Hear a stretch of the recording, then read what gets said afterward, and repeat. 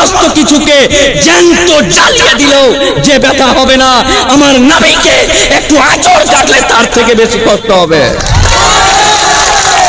এই জান, হে আল্লাহ, ক্ষমা চাইছে, মাফ চাইছে আপনার আরশের নিচে এই পৃথিবীতে আমার মুস্তাফার শানে যারা গুস্তাখি করে আমরা এখনো তার বিচার করতে পারিনি। আল্লাহ আল্লাহ নবীজির শানে নবীজিরকে নিয়ে যে গুস্তাখে রাসূল এখনো আপনার পৃথিবীতে আছে, আমরা আপনার কাছে ক্ষমা চেয়ে নিচ্ছি।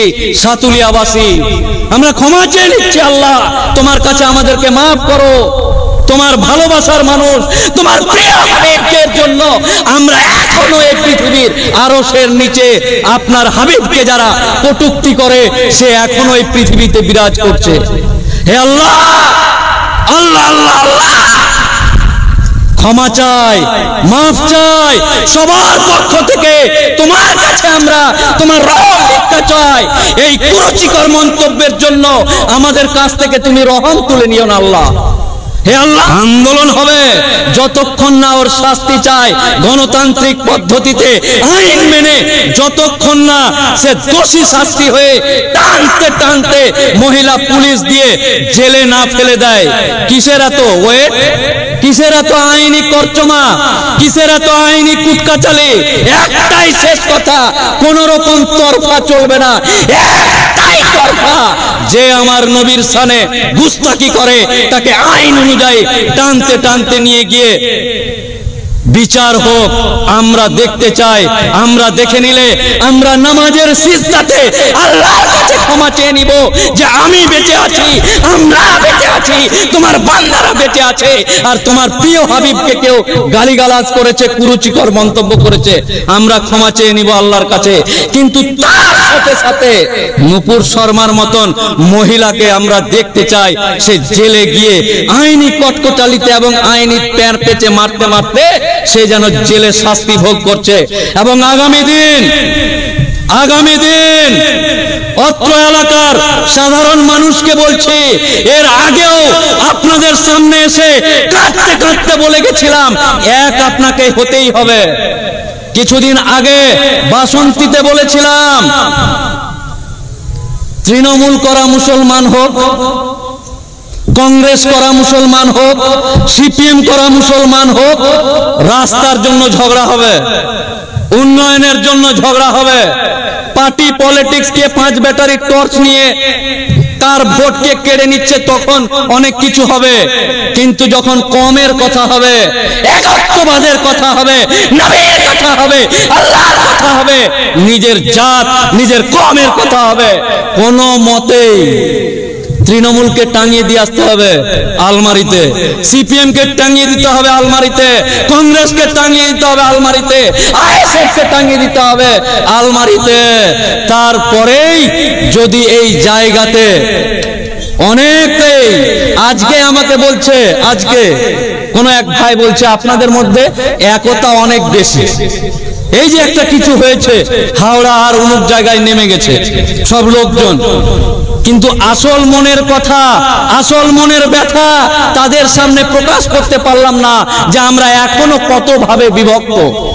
যদি সত্যি এই কথা হতো, একত্রিত হতে পারতাম, তাহলে আগামী দিন নূপুর শর্মাকে, নূপুর শর্মার মা যে মারা গেছে, নূপুর শর্মার বাপ মারা গেছে, তারা ধোয়া হয়ে উঠছে, তারাও এসে সাহস করতে পারতো না। এই আমাদের ব্যর্থতা, আমাদের ভুল। একের পর এক নিজস্বতা করতে করতে আমরা এমন জায়গায় হারিয়ে গেছি যে জায়গাতে একে জয়নাল মফিজুলকে খুঁজে পায় না, মফিজুল জয়নালকে খুঁজে পায় না, একে অপরের শত্রু হয়ে হানাহানি করে নিজেরাই মরে যাচ্ছে। ব্রাদারান ইসলাম, নিশ্চিতভাবে উত্তেজিত ভাষণ দিয়ে আপনাদেরকে গরম করতে আসেনি, কারণ মুসলিম সম্প্রদায়ের মানুষ এমনি বাঘের বাচ্চা বাঘ। মুসলিম সম্প্রদায়ের মানুষ নবাবের ছেড়ে যাওয়া বংশধর, মুসলিম মানুষ একাই 100। নিশ্চিতভাবে উত্তেজিত করার দরকার নাই। আমার প্যারে হাবিব সম্পর্কে যিনি কটু কথা বলেছে তাকে নিয়ে একজন বলছে যে নূপুর শর্মাকে বলেছে তো দেশ নিয়ে এত বাড়াবাড়ি হচ্ছে কেন? অনেকে বলছে যে নূপুর শর্মা কি দেশ নাকি, ও একটা মহিলা বলেছে। না ব্রাদার ইন ইসলাম, নূপুর সরকার বলা নূপুর শর্মা বলা মানে হচ্ছে বিজেপি বলা। নূপুর শর্মাকে না তো বিজেপির মুখপাত্র, মানে ওর মুখটাই বিজেপির মুখ। বোঝাতে পারলাম না হয়তো। নূপুর শর্মা যে কথাটা বলেছে ওইটাই বিজেপি বলেছে টোটাল।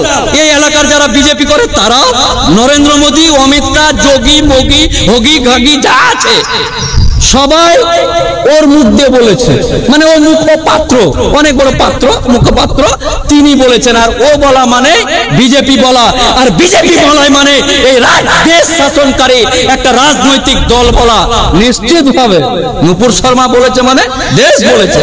ইয়েস, মানে কোন রকম আইনি ফেরপেশ দিয়ে, কোন রকম ভুল তথ্য দিয়ে মানুষকে গুমরাহ করতে আসেনি।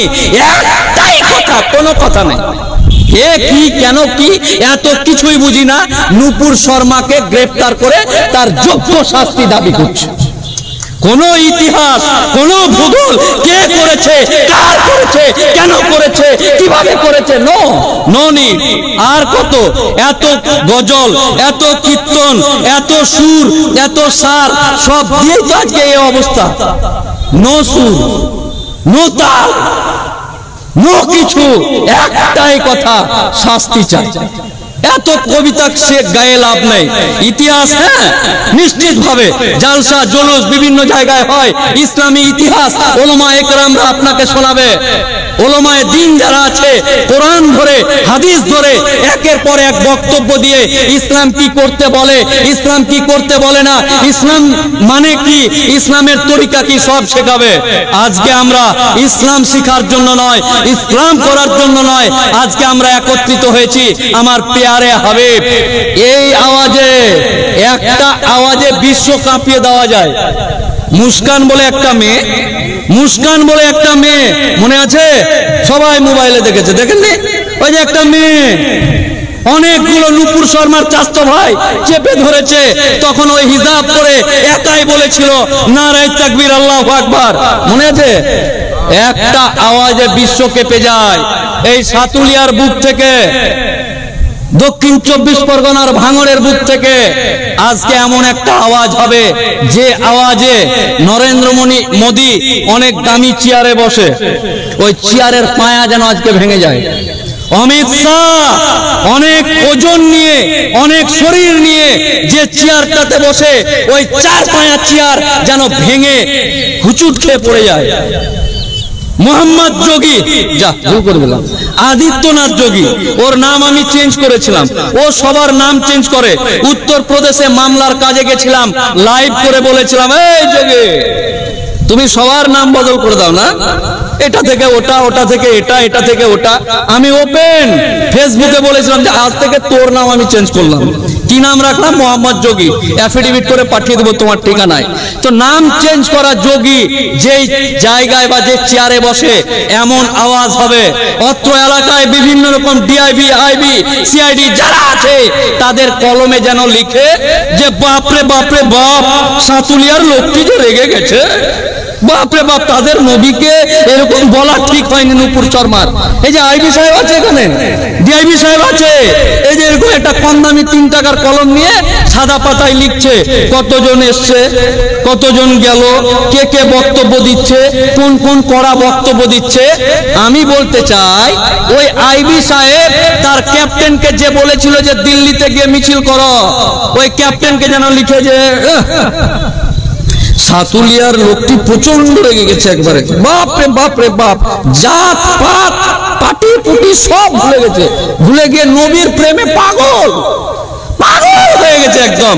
আর পাগল হয়ে এমন জোরে চিৎকার করেছে, ইমিডিয়েট তাকে যদি অ্যারেস্ট না করা যায় তাহলে অনেক কিছু হয়ে যাওয়ার সম্ভাবনা আছে, এরকম যেন রিপোর্ট পাঠায়। বুঝাতে বললাম কি আপনাকে? আমরা যতই চিল্লাই, মাইকের আওয়াজ যেখানে অব্দি যাচ্ছে সেখানে অব্দি শেষ।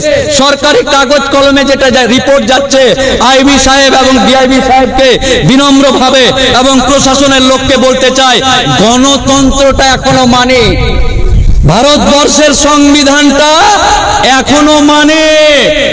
পশ্চিম বাংলার ল এন্ড অর্ডারটা এখনো মানে, নিশ্চিত ভাবে দেহে প্রাণ থাকা অব্দি মানবো, কিন্তু তার সাথে সাথে এটাও ব্র্যাকেটের মধ্যে বলে রাখছি, আগামী দিন নয় আজকের পর থেকে নবীর শানে, নবীর ধানে যদি কোন রকম কুরুচিকার মন্তব্য তো দূরের থাক, নবীর নামের দিকে কেউ যদি টেরা চোখ করে দেখে, সংবিধান মানি, আইন মানি, সব মানি, ব্র্যাকেটের মধ্যে এটা বলে রাখলাম, যদি টেরা চোখে কেউ দেখে নেয়, আগামী দিন কথা হবে, আগামী দিন সংগ্রাম হবে।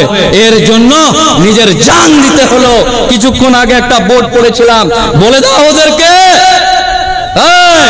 বলে দাও ওদেরকে, যারা এরকম কথা বলছে বলবে যে আমার নবী, আমার মুস্তাফা, আমার কলিজার টুকরা।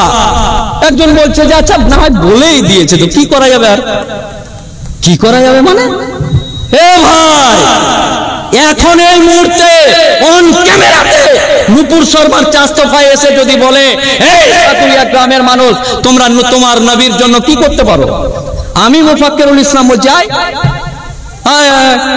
দেখে যা, এক্ষুনি অনলাইনে এই ক্যামেরার মধ্যে নিজের হাতটাকে মুখের ভিতর ঢুকিয়ে দিয়ে কলিজা ছিঁড়ে মারতে পারি। এর নাম মুস্তাফা, এর নাম আমার প্যারে হাবিব সাল্লাল্লাহু আলাইহি সাল্লাম। কি করতে পারি এখনো ধারণাই হয়নি, এত কিছু হয়ে গেল। তাও আশ্চর্য, আশ্চর্য। অত্র এলাকার সমস্ত সাধারণ মানুষকে বলছি, আবার পুনরায় অনেক বক্তা সাহেবরা আছে। আচ্ছা এইখানে যারা আছে সমস্যাটা কোথায়? নুপুর শর্মার চাস্তো ভাই শুধু অমুসলিম ভাই না, এটা কিন্তু জাতপাতের ব্যাপার না, এটা কিন্তু পাটি পুটির ব্যাপার না। এ ভাই শ্যামল, ভুল বুঝিস না, আমরা তোদের বিরুদ্ধে মিটিং করছি না। এ বিমল, তোমার বিরুদ্ধে নয়, ভুল করছো তুমি। এই শ্যামল, তোমাকে বলছি এটা জাতের ব্যাপার নয়, আমরা হিন্দুদের জন্য এখানে অনেক কিছু বলছি না। রে ভাই না, বল, ধারণা ক্লিয়ার করো। এটা আমার নবীকে যারা বলেছে তার বিরুদ্ধে বলছে। আমাদের কাছে কোন হিন্দু ভাই অপাত্র নাই, তারা আমার বন্ধু, তারা আমার ভাই। ইয়েস, আমরা তারাই যারা একত্রে বসবাস করতে শিখি, আমরা তারাই যারা শ্যামল এবং মুজাহিদ একসাথে থাকি। ভুল করিস না, এটা বিজেপি আর তৃণমূল আর হিন্দু আর মুসলমানের ব্যাপার নয়, এটা ইমানদারি একত্ববাদী সংখ্যালঘু মুসলিম যারা আছে তাদের প্যারা হাবিবের ব্যাপার। পরে দেখা যাবে কোনটাকে কি আছে আর কোন পার্টিতে কি আছে। আজকে যে কথা বলতে চাইছিলাম, অ্যাম্বুলেন্সটাকে ছেড়ে দিন, ব্যস্ত হবেন না, ব্যস্ত হবেন না। আমি বলতে চাইছি এই যে এখানে যারা আছে, এই যে লোকটিকে দেখতে পাচ্ছি, এই যে অনেকেই নুপুর শর্মার চাস্তো ভাই অমুসলিম শুধু নয়, আরে আমাদের মধ্যে আছে। এখানে একটা হাই স্কুলের মাস্টার আসেনি, ডাক্তার আসেনি, মুক্তার আসেনি, যারা পয়সাওয়ালা মুসলমান কেউ আসেনি, বাড়িতে বসে লাইভ দেখছে।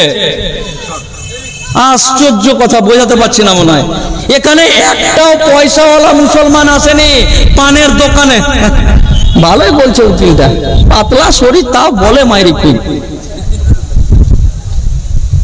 আরে পয়সাওয়ালা মুসলমান, কত পয়সা ইনকাম করো, তোমার নবী, তোমার মুস্তাফা, তোমার প্যারে হাবিবকে নিয়ে বলেছে, এখনো তোমার টাকার অহংকার যায় না? এখানে এরা আমরা কেন যাবো? যাবে এরা জৈনু মইনু এটি যাবে। হ্যাঁ, আমরা তো স্ট্যান্ডার্ড লোক, আমরা তো প্যান্ট পরা মুসলমান, আমরা তো দাড়ি চাচা মুসলমান। আরে আমরা যাই করি ইসলামী শরিয়ত ঠিক মতন পালন করতে পারি না, স্বীকার করছি আল্লাহর সামনে যে হ্যাঁ আমরা পারিনি। ঠিক মতন ইসলামী শরিয়তের যে অঙ্গগুলো আছে হয়তো আমরা মানতে পারি না। জেনে রাখো যারা মন্তব্যকারী আছো, নিশ্চিতভাবে ইসলামের সমস্ত শরিয়াতি গুণগুলো না থাকতে পারে, কিন্তু আমার প্যারে হাবিবকে নিয়ে বলতে দিব এটাও হতে পারে না।